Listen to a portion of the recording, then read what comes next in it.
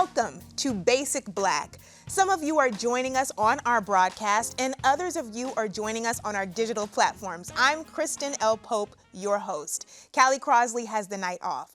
Tonight, natural hair glory.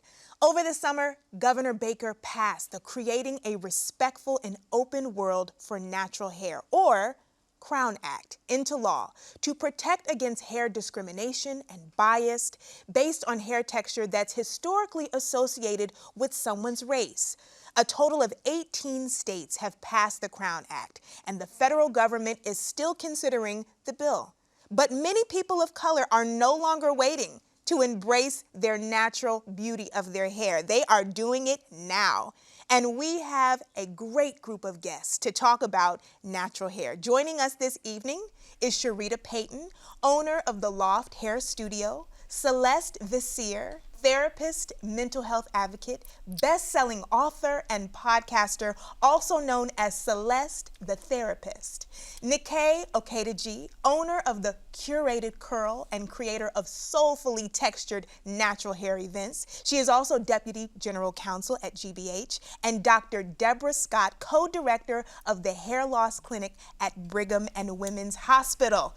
Welcome to you all. Thank you for joining us. Thank you so much for having us. Yes. So we're going to start off with a quick prompt. In one sentence or one word, I want for you ladies to tell me, what does the Crown Act mean to you? And we're going to start with you, Sharita. So the Crown Act means so much to me in many different ways because I've been natural my whole life. I have young daughters who are also natural, and I have 2 natural hair salons. And so I get to come in contact every single day with people who are looking to wear their natural hair without penalty. I think protection and belonging. So an opportunity for people to now come into a workplace or schools and not have to focus on their hair and just being evaluated for their competencies. I love that you said belonging. Yes. I'll say authenticity and freedom. Dr. Debbie. And I would say removing pressure that people have, women particularly have, to conform to a Eurocentric standard of beauty so that they can embrace their natural selves. And so that's one of the big things about the Crown Act is combating discrimination. What have you seen? You created, Nikay, something so wonderful. Tell us about what you created and how you feel that supports our identity as it relates to hair. Well, so I created soulfully textured events so that we could come together to kind of celebrate who we are, celebrate our natural hair, and then also talk about, some of the issues we face with some of the biases against natural hair in the workplace and at schools and ways to navigate that. So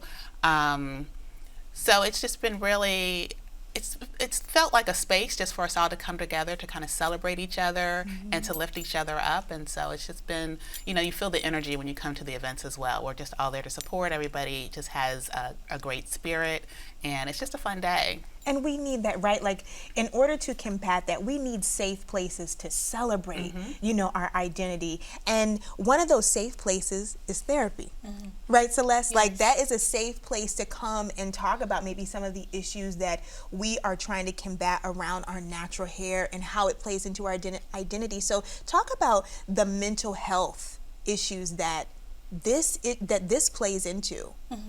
And with what you created, I think it's important because community is important. When people know they're not alone, when they see other people that look like them, it feels really good.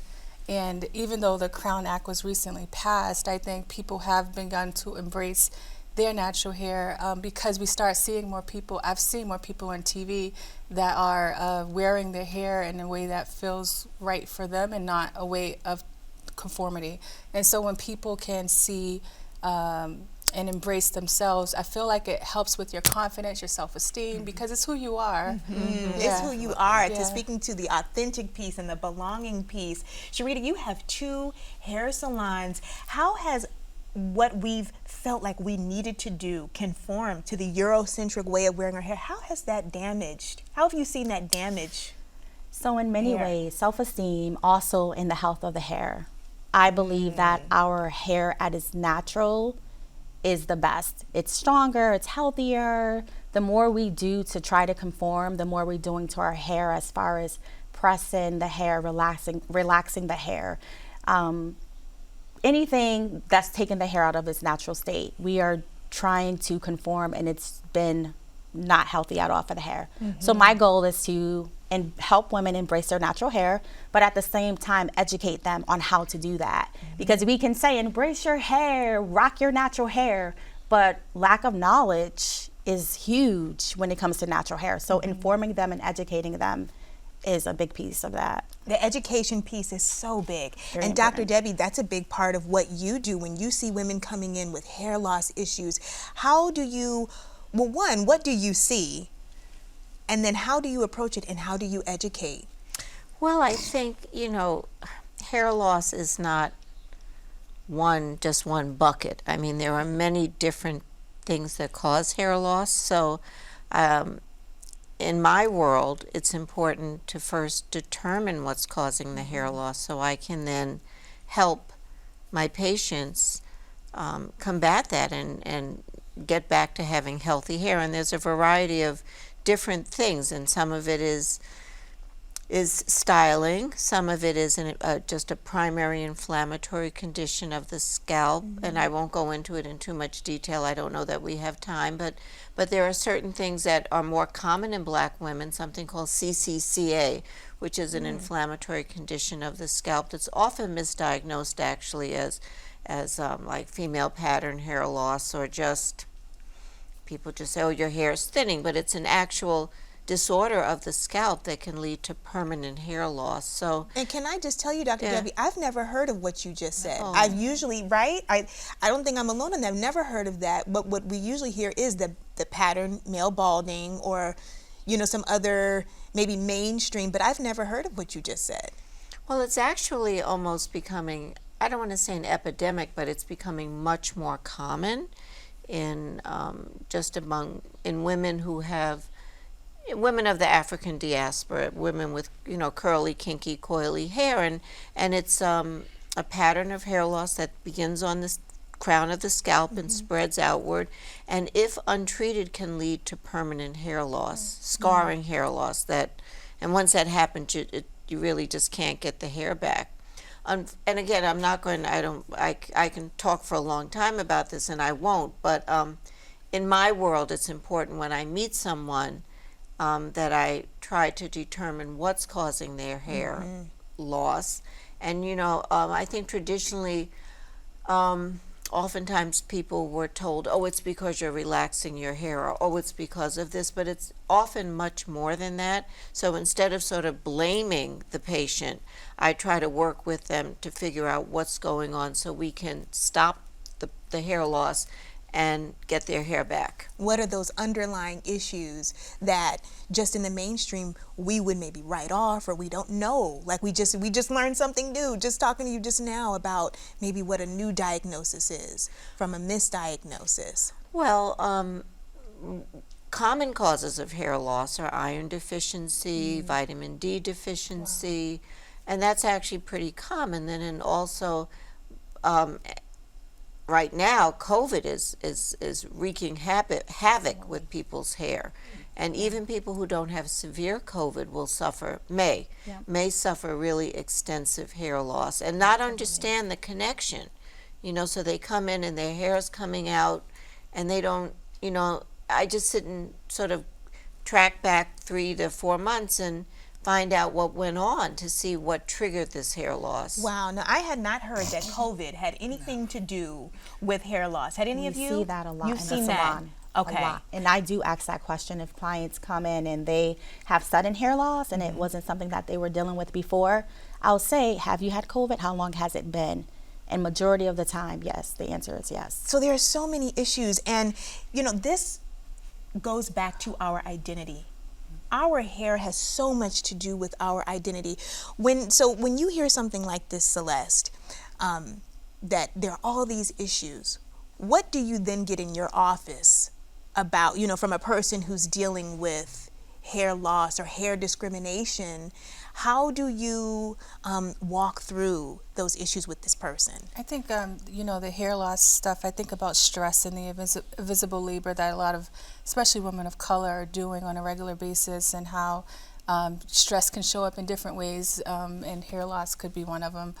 When it comes to their identity with their hair, I think, you know, I hear people say, you know, I got to straighten my hair, have an interview or something like that. So there's no judgment on my end, because, you know, some people may just want to wear their hair straight, and that's fine, or may want to do something that may not be as natural. But if people are looking to do the natural thing and work on it that way, I would work with them on making sure it's what they want to do, and being okay with the outside noise, because it's what matters within. That's how we can find like peace in life. The outside noise, Yeah. and there is I so like that. much So of much. that. There's so Yeah. much of that. So what we want to do right now to piggyback off of what you're saying, Celeste, is we want to go to a clip from a new documentary. In this clip, from the new limited documentary series on Hulu, The Hair Tales, produced by Oprah Winfrey, Tracy Ellis Ross, and Michaela Angela Davis, women share their hair journeys, including Massachusetts Congresswoman Ayanna Pressley, our very own. Take a look. When I was 13, my mother threw me a surprise pool party. I was paralyzed because my hair will get wet and they will know the truth about me, that I'm black. And my mother, she said, baby, they know. I'm telling you, it almost brings you to tears, right? No. It almost brings you to tears when you hear her say that, because she was clearly so young. And I have to give a shout out to our Congresswoman Ayanna Pressley, because she's been so bold and so transparent with her own hair journey. Like, you know, she has this beautiful round head, but how much courage probably did it have to take to step into that, when for most of her life she's been wearing, you know, her beautiful braids or her beautiful hair and sharing that with us. But I think it's important to talk about our hair journey. So Dr. Debbie, let's start with you. What's your hair journey been? Oh, gee. Well, you know, I'm old enough that you know, I'm a child of the 70s. I guess I was a young woman in the 70s, so we all wore our hair natural. And I wore my hair natural for many years, and then I straightened it, and I probably had a relaxer for 30 years. And then finally I said, you know, I have no idea what my hair looks like, what my own natural, unrelaxed hair looks like under what it is. So I just decided I was going to try to grow it out and see what it looked like. And so that's been my hair journey. I love that, because yours came out of curiosity. Well, curiosity, and also because I was just, I really wanted to embrace my natural hair. It was more than curiosity. I said, you know, I'm just tired of relaxing my hair.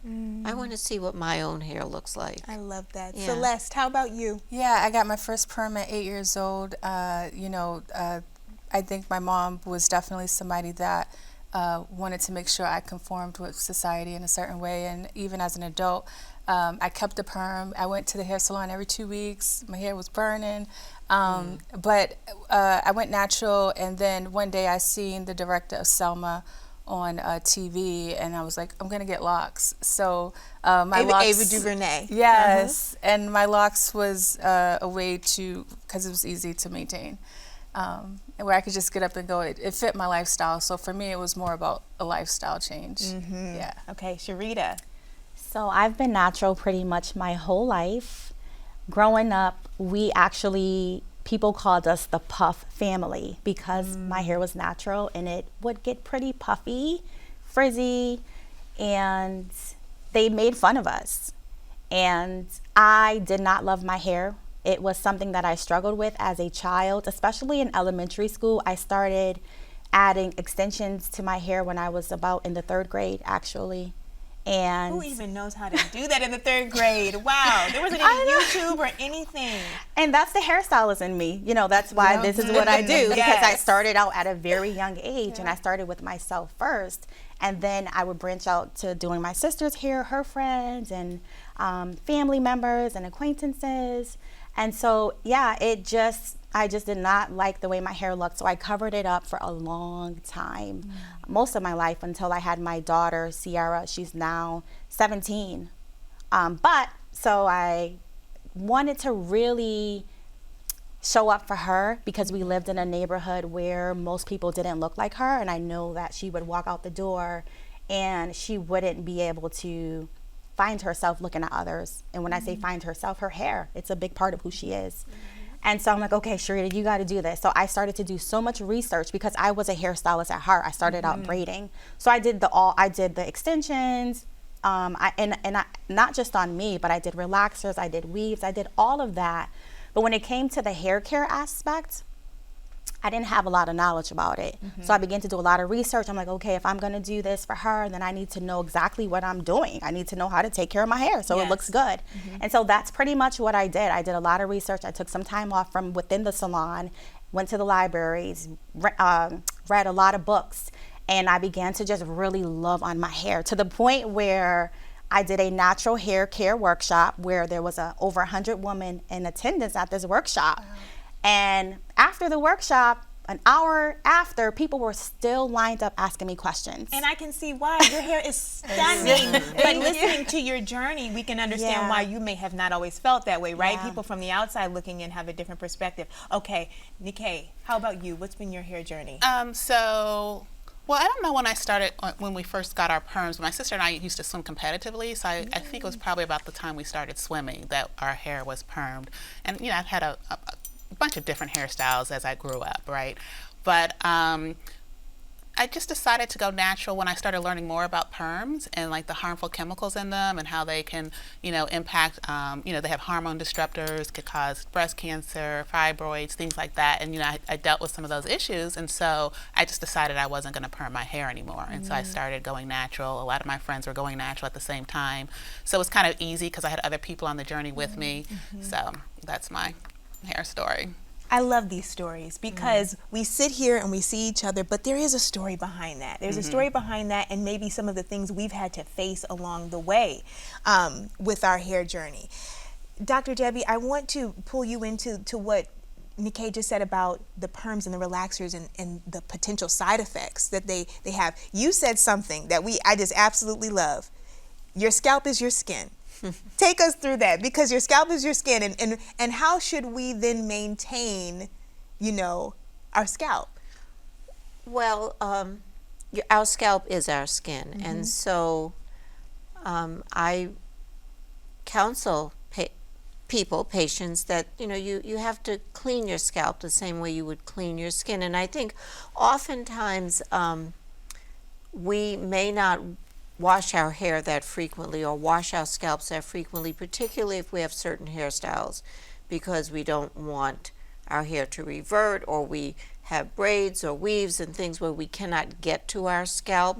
But that's not really healthy for the scalp. And ideally I would like people to wash their hair once a week, but that's not really realistic for everyone. But I think at least every other week, because just to clean the residue off your scalp so that your scalp can breathe.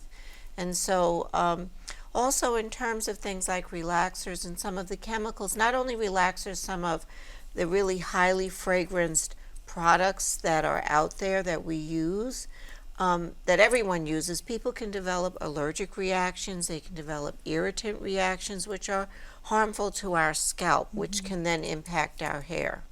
That is so helpful to know, because hair care is education.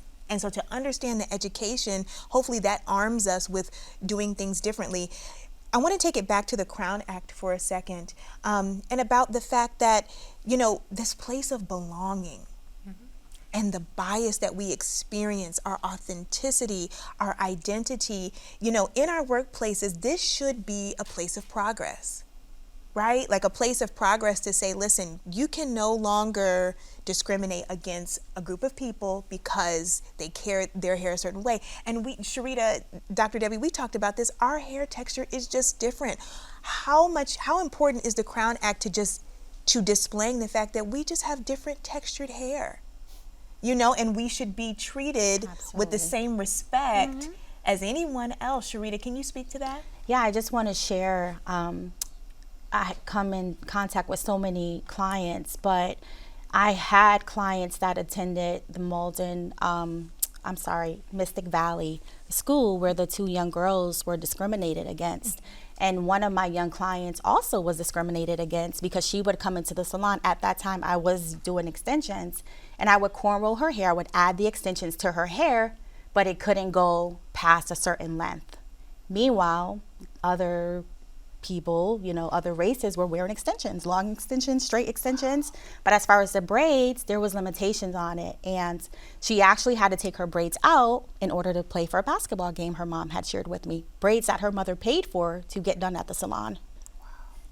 I mean, how do you reconcile that? It's like, how do we reconcile that? It just doesn't make sense to me. It doesn't, yeah. It just does not make sense. And it's just not fair. It's not fair. This is who we are, braids, like you're playing basketball. So when it comes to our hair, it takes a lot of work to do some of the styles and to be able to be active. And so to take some of those styles away from the students is just not right. And from a young age. Yes. Right, that conditioning starting so very young. There's a story of a woman who was going to make history in the Olympics as a swimmer. And this whole soul cap, the soul cap is this the new swim cap that is made for women with or made with people with natural big hair. And the FIFA said, that's not approved. We're not going to let her swim with that because it doesn't frame the natural head of the hair. And so she wasn't allowed to swim. Wow. She wasn't allowed to swim and make history. And so they had to go back, Soul Cap went back, work with them to figure this out so that we could wear our natural hair or braids or whatever it is that we're going to wear so that we can be recognized in our authenticity. Yeah. So, Dr. Debbie, how do you, when you diagnose people, where's your starting point? When you see people with hair loss, what's your starting point to getting to the root of the issue? So the first thing I do is ask the history. How long, how abrupt. For instance, if someone, as Sharita was saying, comes in and their hair is just coming out by the handfuls, I strongly suspect something. I suspect stress, or that's called a telogen effluvium. Something has happened in the previous 3 to 6 months to trigger this, to change the hair growth pattern. So I ask about history. I ask about family history. I ask about symptoms. Does it itch? Does it burn? One aside, I always tell my patients when they come in, however their hair is, however their hair is styled, and particularly with braids, and I go, those braids are kind of tight around the edges. Do they hurt? And they go, well, yeah. And I said, listen, if it hurts or it itches, it's bad. If those are clear indications. Yeah, whatever. Well, I mean, if someone, I digressed, in terms of hairstyling, if you do something and it hurts, it burns, or it itches, stop doing it, because it's not, your scalp is telling you it's not happy. Absolutely. That was the majority of those chemicals. When I think about a perm, I'm like, it burns, it itches, it's too tight. Your skin is telling you, stop. I don't like this. Right. This is hurting. This is bad. But didn't we bypass that? Well, didn't our mothers, we bypass all of that? Well, you were just used to sort of gritting your teeth. Yes, and your ears would get burned with the curling. I mean, how many of us, And women in their early age, that pain is beauty, right? Yes, pain is beauty. Oh my goodness, Nick Hay, we need to just kick that out of to go. My goodness. So anyway, I ask about history. I ask about hairstyling. Medical history, and then I actually look at the scalp, which is really important because I can usually tell what's going on with the history and the symptoms, and then I look at the scalp and I use a magnifier and I really look at the hair follicles, and it sort of gives me a direction about what's going on. I want to take what you just said and turn it into a direction of hope. Because, Nikkei, you have created something, and we have to, right? We have to have hope that there are answers, that we are going to get better, that the Crown Act is progress. And so, community, Community was something we talked about as a positive thing. Talk to us briefly about community and how this is important. Well, I think community is important because we lift one another up, right? And, you know, who else is going to celebrate us? Like, if we can't celebrate ourselves, then we shouldn't expect other people to. And so, and then we can also just speak so much energy into one another and uplift one another. And so, you know, life can be hard on so many levels and for so many reasons, but when you surround yourself with a community of people that are there to support you, that look like you, that reflect you, are on the same path with you, it's just helpful. You know? Listen, and I needed that, Nikkei, because you already checked me about speaking better to my hair, about speaking and, you know, thinking about it like a plant. Like, if we are so critical on ourselves, why would it grow? Why would it flourish? But we need to nurture. We need to do our own. Nikkei, talk about the affirmations really quickly. Yeah, so it's important just to talk about your hair, you know, talk about your hair in a positive manner, right? So we just really need to change our vocabulary in terms of that. And so that's one of the things we actually do at our events as well, is we sometimes have a clinical psychologist come in that talks to us about just how to be more positive about your hair and choose the right words when you're talking about it. Really quickly, what's one affirmation? Beautiful. Beautiful. Beautiful. Your hair is beautiful. Our hair is beautiful. Your hair is your natural hair glory. That is what we are here talking about. And this has been an amazing conversation. Thank you, ladies. Thank you. Thank you. Thank you. Thank you so much. That is the end of our broadcast and the end of our show. Thank you so much for joining us. Now, stay with us. Don't go anywhere as we continue our conversation on our digital platforms, Facebook and YouTube. I'm Kristen Pope.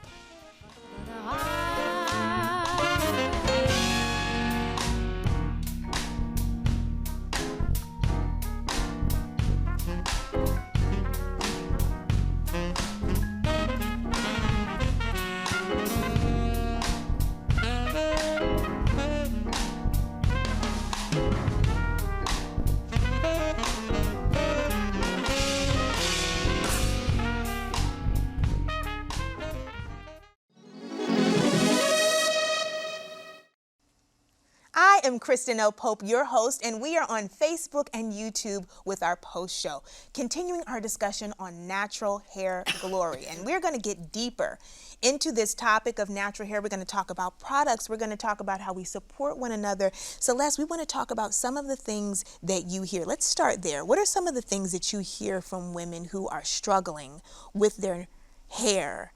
A lot of hair loss, like I've just learned so much from Dr. Scott today, but a lot of things around their hair loss. I feel like more women of color are actually embracing their hair.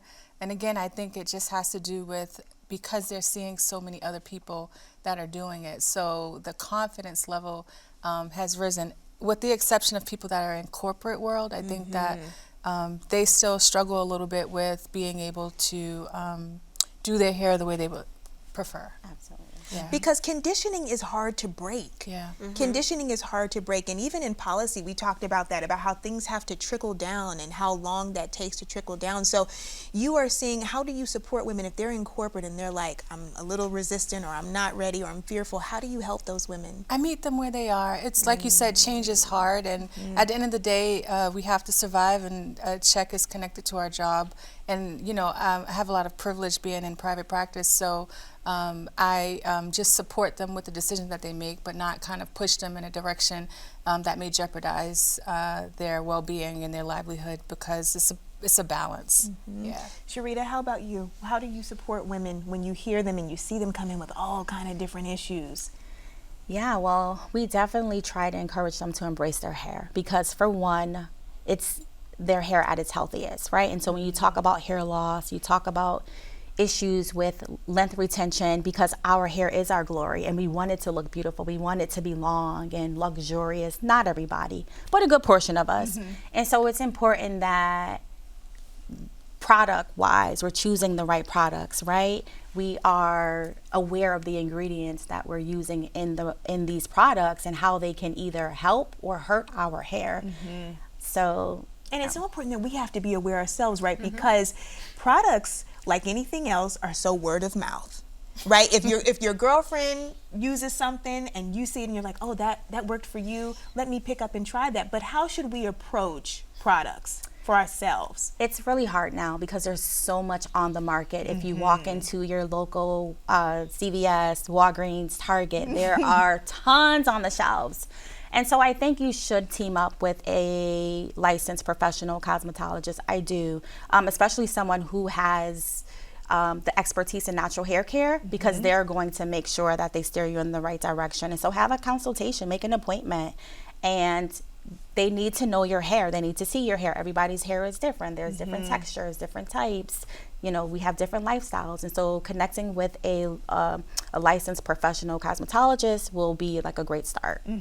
Because even deeper to that, ladies, is the YouTube revolution, right? The YouTube revolution of being able to do your hair yourself and trying things out. And it's a very creative place to do it. But how can that hurt you, Dr. Debbie, you just gonna do YouTube and that's it?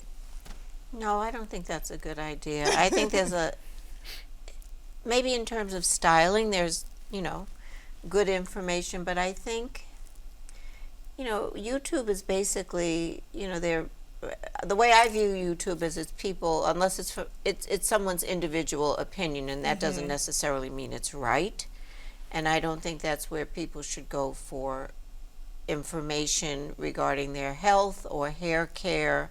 That's not the best place. I agree with Sharita, going to someone who knows what they're doing and who is an expert. And even I don't counsel, patients say, oh, what kind of hair? I go, listen, I don't know.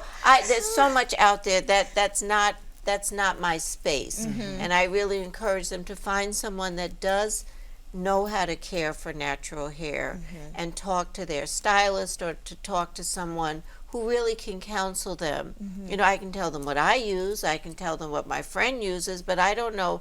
There's so many products, so I don't know if that answered the question. Which is kind of all, what you get comfortable with is asking people, Nikkei, I want to know what would you say, and what are some of the conversations that your soulfully textured group have? What are the conversations like? So for instance, just even for corporate America, like we had a conversation just about how do you navigate it, natural hair in the workplace, and we had C-suite executives with natural hair come and have a conversation to help people, kind of navigate that, right? And so, you see a lot of people earlier on in their career struggle with it, but sometimes, as you get older, some things you just stop caring about in terms of other people's opinions. Yes. And so, it's easier to embrace. But in terms of natural hair, just even that journey, I also, I think that there's a lot of research out there. I think the most important thing is to kind of figure out what texture your hair is. But then also understand your hair probably has a lot of textures. And so just because something works for your friend, it might not work for you. But still, if you see people with similar hair, talk to a licensed professional. I just encourage people to do all those things. And sometimes we just have product swaps, because sometimes you'll buy a product, it doesn't work for me, so it's like, here, you try it. So within your group, you have product swaps. We've had product swaps, yeah. What does that look like? It just people come and bring their products that they didn't work for them. They say, why it didn't work for them, and other people try it, and it's a way to do it without having to spend a lot of money on products. I love that. And that's another element of that community of feeling seen and how important it is to feel seen. Let's talk about, you guys, of course, have talked about the Crown Act amongst your group, and I'm so fascinated by the fact that came together by, again, a group of women were answering problems, and it seems like your organization clearly is an answer to a problem, is an answer to a need. What do you find that the needs are today? Well, I really think, I think the Crown Act, one of the main things it does is it brings the conversation into the room. And so now people at least need to have an awareness, right? And so a lot of times when I have my event, they're like, hair, people just think it's just like, why do you need this? And it's like, you don't really understand the biases that women of color experience in the workplace, and then layer on hair on top of that, right? And so, I just think, so part of the conversation that we have, or the Crown Act, is just, it's a step, but then biases don't disappear overnight, right? And so I think we try to have events to, one, show ourselves celebrating one another, but also to have those conversations and to have a support system so that we can talk about how do we navigate these things in the workplace. And, you know, there's a lot of trauma also associated with hair. So, Yes. you know, like I said, a lot of times we have a clinical psychologist there that talks about just how do you navigate these things, how do you stay more positive, you know, and we experience things not only from the outside community, but within our own community. And so, you know, we have to embrace that and talk about that as well. And how do you navigate even family members that discourage you from embracing your natural hair and that sort of thing. But, you know, for me, the bottom line is I want to show up in a space that I'm comfortable in. And I think every woman should have that. Whether you decide to wear your hair naturally or not, you know, at the end of the day, we want to be able to show up and be judged by other criteria. And the way that you get to show up as your best is to be able to be your best self as yourself. And so Celeste, Nikkei talked about the traumas. Yeah. How deep and how real is that? You know, I think it's the traumas that they experience or we experience from not being embraced. Sometimes it's unspoken, it's unconscious. I don't even think people realize just how much the discrimination that may take place can affect them, because especially in our community, mental health is not something we typically talk about, and it's not like a physical like hit or a verbal like statement. It's not always direct, right? And so sometimes it's subtle, and a lot of times I see people lose sleep, or you know, different kind of like medical issues can come from just being at the workplace and the discrimination that takes place. I've seen people like at their lowest just from that place. So, you know, for anybody that's experiencing any kind of discrimination around their hair, I would really challenge you to find communities like the community that you created, or people that embrace you, so that you can begin to build confidence and really embrace yourself. If you can't embrace yourself and you're with yourself 24/7, it has to be a hard way to live life. Yeah. No, that's so true, and it's so good. I mean, I was sharing with you guys how I was told to my face, like, you can't wear your hair to work like that. You know, and I think I just grinned and like, oh, that's the rule, just grin and bear it. And I never thought, like, you should go talk to somebody. Yeah. You should go find a community who understands, you know, that this is tough, this is traumatic. The thing that I'm excited about, though, y'all, is that we're not waiting for permission anymore. It does not feel as though Black women, Black people are waiting for permission for people to ask, you know, to do their hair. Nikkei, why do you think that is? Well, you know, I think part of it also is just coming into our own, right? We have set so many trends, and so we should just step into, I think it's us just stepping into our own power, right? And not having to wait for someone to acknowledge us anymore. And I think that once we start embracing ourselves, we see just how different it is. You know, you walk differently. You're just you walk into a room differently. You command, you know, the space that you want. And so I think that we're all just talking about creating our own spaces so much more, and psychologically safe spaces and that sort of thing. And I think it's just empowering. Sharita, can you speak to that a little bit? Empowerment. When we have clients come through the door, sometimes they are feeling low because they have been having struggles at work or within their own home, as Nikkei said. And so our goal is to pump them up. I mean, we do photos, you know, everyone in the salon is like, oh my goodness, your hair is so beautiful, like you look gorgeous. And so they get a lot of love whenever they come into our salon, and it is like a community, because even when they walk out the door, we're taking photos of them on the street and people are beeping their horns, and it's a vibe, and we love it. We love it. Like, this is what we are. This is who we are. This is what we do. This is what we do. This is what we do. And they know if they come to the Loft Hair Studio, they are going to feel so much love when it comes to their natural hair. Oh, I'm ready for this party. Yes. So, okay, right? Did you have us all ready to go to the Loft Studio? Exactly. Because we need to be pumped up, because nobody's going to pump us up the way we pump each other up, no, right? they're not. No. Oh, my goodness. And we need that, like, Yes. to, you know, the robbing aspect, you know, this robbing aspect, Nikkei, in that we set trends, we are fabulous, but because of this narrative, you know, then we dumb ourselves down and we take it down a notch when it's like, no, actually, you are it. Yes. Right. You are it, girl. Like, when I look at your hair, Sharita, my daughter has naturally like a natural reddish brown hair. beautiful. I've And seen it's it. nice and big and curly. And I'm like, you just don't even understand. Now, you may not understand for another 20 years, but girl, Right. you are it, honey. You don't understand right now. I'm trying to help you, but this is it. Yes. Right? We start at the age of 4. So we have these young girls coming into the salon and they just look at everybody with their natural hair and they walk out with their heads held high. And they are shaking their hair, smiling and laughing, and they love it. And that's where it has to start. It does. That's where it has to start. Yes. So And also just making a point of when you see young girls on the Yes. street to just tell them their hair is beautiful and that sort of thing. If, you know, coming from a stranger, I think that it just also helps empower them. that's so true. That's so true, to just cultivate that as a community. Ladies, I am full. This is so good. Before we go, do we have any last thoughts? Any last thought that you want to share from your expertise, from your experience, something that you want to give out to our audience, is something that they can take and keep with them about this issue? I would say, you know, if anything that we said today resonates, you can empower yourself and make little changes starting today. You know, even though YouTube isn't a place to go for clinical expert advice, but you can find free community on YouTube or blogs or start there and really begin your journey to really embrace yourself, because again, you're with yourself 24/7, so it's important to like love yourself. Absolutely. That's a huge point. You're with yourself 24/7. That's beautiful. All right.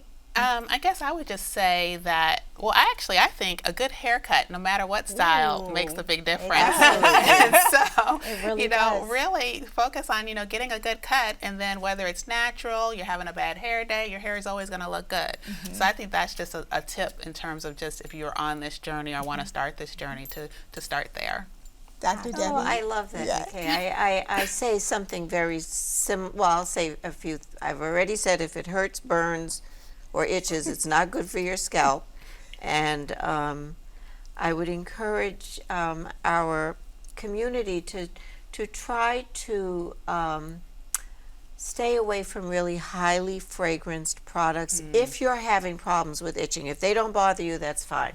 But if your scalp is irritated and itching, sometimes switching to products, and there are more and more of them now. There weren't many before, but there are more products that aren't highly fragranced, because sometimes it's a reaction to what you're putting in your scalp. And then the last thing that Nikki just said about a haircut, I think, again, back to this sort of Eurocentric vision of beauty, where everybody wants like long, you know, wants to look like Rapunzel, which is okay, but, you know, there's a lot of, having short hair is beautiful too. And I tell women, make your hair look like it's supposed to be short. Get yourself a good haircut and just, you know, own it. Own it. Own it. And, you know, forget about Rapunzel. Can I add one tip, one hair care tip? A lot of clients come in and they're struggling with dryness as a natural. They're like, my hair is dry, it's always dry. And I just want to say that water is very important. It's going to be your friend. We tend to stick with more of the oils and heavier ingredients, but water is life, right? If you are thirsty, what are you going to drink? Water. So when the hair is thirsty, it needs water, and that goes back to the consistency as well, making sure we cleanse, condition, and style our hair on a regular basis, because that is when we're getting the most amount of water in our hair. Sharita, that is the perfect place for us to close. Water is life. Yes. And so let's continue to pour life, water, words, expertise, love, and nourishment into our hair and into ourselves. Ladies, this has been amazing. Thank you for joining me today. Thank you on Facebook and YouTube for joining us, and we will see you real soon.